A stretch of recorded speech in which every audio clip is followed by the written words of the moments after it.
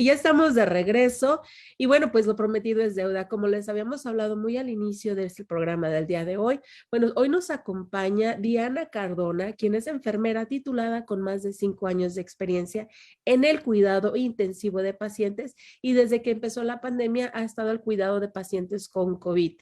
Y ahora, bueno, pues trabaja con el condado de Deschutes como promotora de salud de la comunidad latina. Diana, qué gusto saludarte. ¿Cómo estás?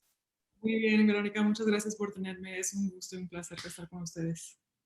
Diana, bueno, antes de empezar a hablar acerca de tu experiencia trabajando con pacientes de COVID, ¿qué es lo que te hizo cambiar de enfermera a trabajar con el condado de Deschutes?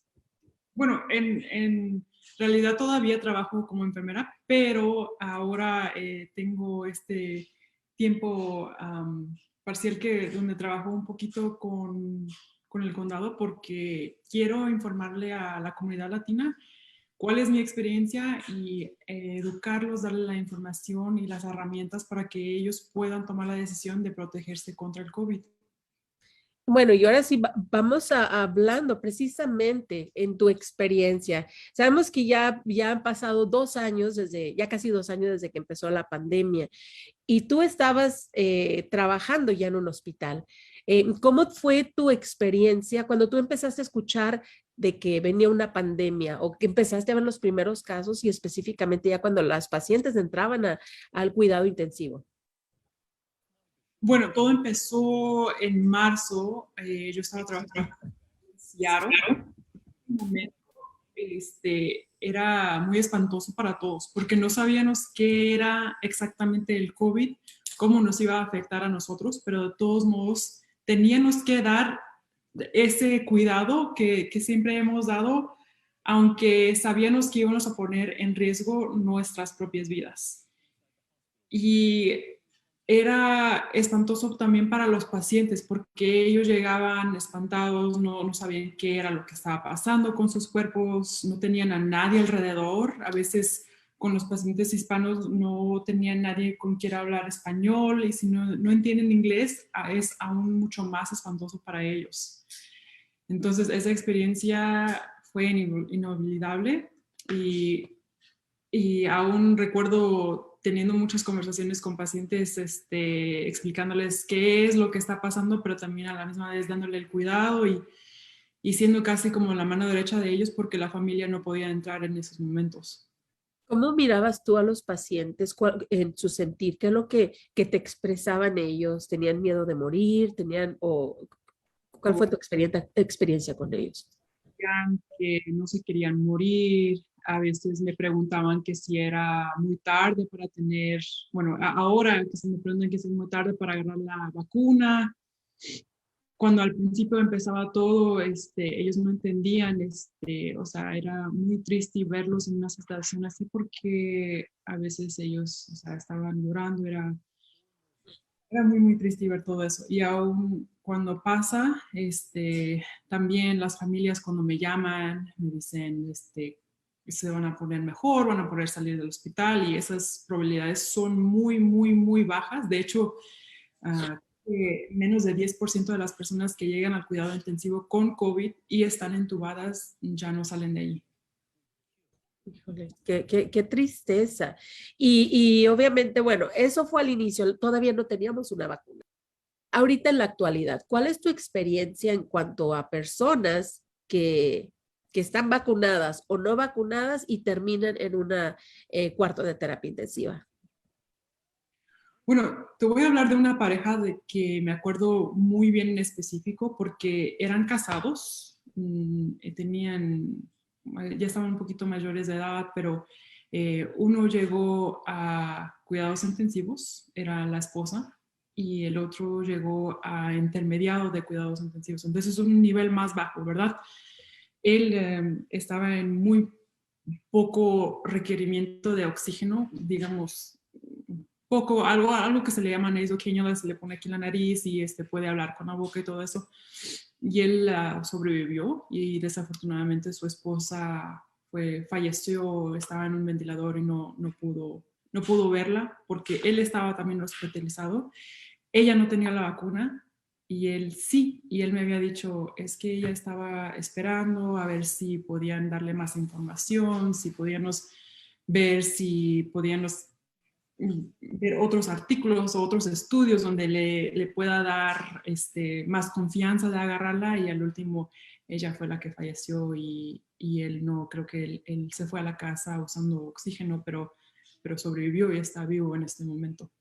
Entonces nos podrías decir que la vacuna realmente sí funciona en tu experiencia.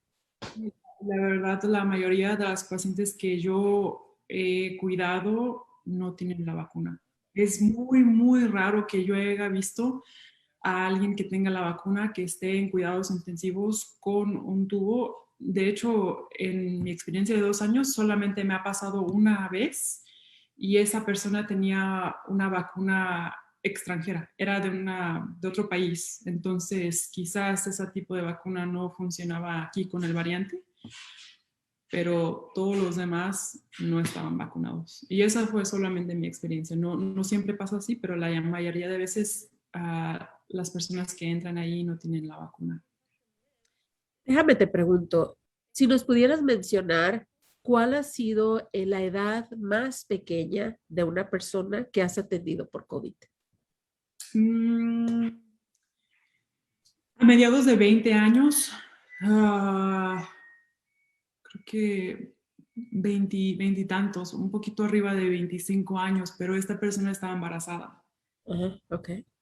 eh, la cosa también es que muchas mujeres que están embarazadas no toman la vacuna porque no sabemos tanta información, y de hecho sus doctores también les dicen no sabemos, o sea, sería decisión tuya, pero sí nos ha pasado donde he visto mujeres embarazadas que no sobreviven porque es un riesgo más estar embarazada y agarrar el COVID. Es otro riesgo ser latino también. Es muy raro, pero cuando estaba en Seattle no había tanta gente latina, y yo creo un 70% de nuestros pacientes eran latinos. Lo que quiero preguntarte es si estaban vacunadas estas personas. No, en ese tiempo no estaba la vacuna. Ah, ok. En ese tiempo no estaba la vacuna. Aquí en este hospital donde trabajo en el momento no hay esa máquina que te digo. Tenemos que mandar a esos pacientes a Portland. Mm. No sé cómo estén las cosas ahí, pero de lo que sé de aquí es que sí ha habido varios casos. Que yo sepa, ha habido 2 casos donde son hispanos y sí tuvimos que mandarlos a otro hospital para que los pusieran en una máquina de ECMO para poderles salvar la vida, porque los pulmones en ese momento están cicatrizados y ya no pueden expandirse de la misma manera que es un pulmón saludable. Mm. Es la última oportunidad que ellos tienen, es volar a otro hospital por forma de helicóptero y ponerlos en el ECMO, pero no hay muchas camas disponibles porque no hay suficientes herramientas de ECMO. Háblanos, ¿qué es ECMO? Tú me explicabas fuera de cámara un poquito acerca del procedimiento, pero esta es la última esperanza que el paciente de COVID que está en terapia intensiva podría tener una alternativa pues para poder seguir luchando por su vida y pues salvarle la vida. ¿Qué es ECMO? ECMO es una herramienta que usan para sacarle la sangre a la persona y darle el oxígeno que los pulmones no pueden. Entonces, de una forma se lo sacan antes de llegar a los pulmones, le dan el oxígeno y se lo regresan al cuerpo para que la sangre esté oxigenada. Si no lo hacen, sus niveles de oxígeno están muy bajas, digamos que menos de 80%. Mm. Y esto tienen la posibilidad de tomar el oxígeno y regresárselo al cuerpo, y cuando menos estar sobre arriba de 88 o 90%. Háblanos, ¿cuáles serían las complicaciones por falta de oxígeno en nuestro cuerpo o en el cerebro? Bueno, la gran cosa que pasa es que cuando el cerebro no tiene el oxígeno, ya no quedas igual neurológicamente. Tienes varias cosas que te pueden impedir ser una persona normal. No, dependiendo de cuánto no tengas, no puedes moverte, no puedes hablar, no puedes caminar, no puedes comer, cualquier cosa, todo dependiendo de cuánto tiempo duraste sin el oxígeno y qué niveles tuviste. Si es algo muy extremo, estás hablando de alguien que esté en un estado vegetal, donde no puedan moverse, no pueden comunicarse de cualquier forma, simplemente están vivos, simplemente están respirando y es todo, y no se pueden comunicar con sus familias. Hay otras personas que simplemente no pueden moverse muy bien o no pueden hablar, pero se pueden comunicar ya con los ojos o pueden escribir. Entonces, esa es una de las complicaciones, pero hay varios órganos que también pueden fallar si es que no tienen el oxígeno y es una plática muy larga, pero ese es un ejemplo. ¿Cuál es la historia de algún paciente que más te ha impactado? Mm, Bueno, de hecho, era mi segundo paciente mm, en marzo en Seattle y este señor entró, era un latino y yo me acuerdo que cuando antes de meterles un tubo para poderles ayudarlos a respirar, siempre me conecto con las familias porque ellos no pueden entrar.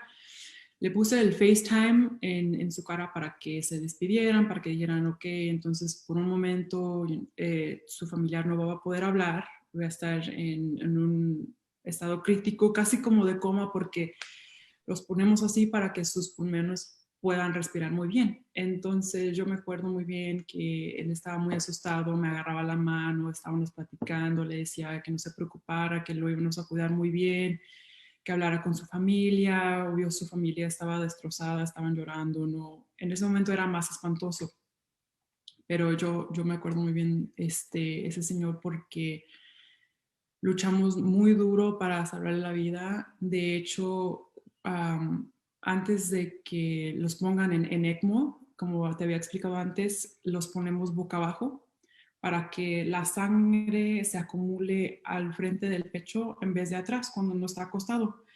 Y así le da oxígeno a otra parte, a otra superficie de los pulmones, pero eso tampoco funcionó. Y yo me acuerdo que el señor había pasado y teníamos que informarle a su familia y era muy emocionante, era muy triste porque nadie estaba ahí.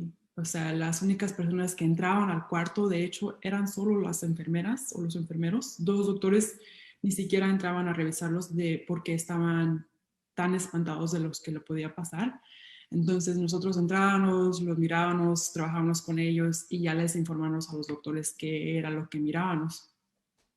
Y yo me acuerdo muy bien porque yo le había dicho al señor que lo íbamos a cuidar muy bien. Yo tenía las esperanzas de que iba a sobrevivir y desafortunadamente pues eso no pasó. Y al informarles a las familias pues es de bastante para ellos. Y también al igual por nosotros porque como que nos pega algo muy emocional y es difícil porque tenemos que continuar con nuestro día cuidando a otros pacientes. Entonces tenemos que aprender como si no hubiera pasado eso. ¿Qué sentías tú en ese momento? Mucha tristeza. De hecho, a veces me dan muchas ganas de llorar o si lloro tengo que hacer como que no me está afectando para que no le afecte también a los familiares porque no le quiero quitar ese momento a ellos porque se trata de ellos, pero soy humana, entonces yo siento lo que ellos sienten porque pues yo soy hispana también, entonces al final del día yo no quiero que esto le esté pasando a nuestra comunidad simplemente porque no tengan las herramientas, la educación o cualquier cosa para que ellos tomen la decisión.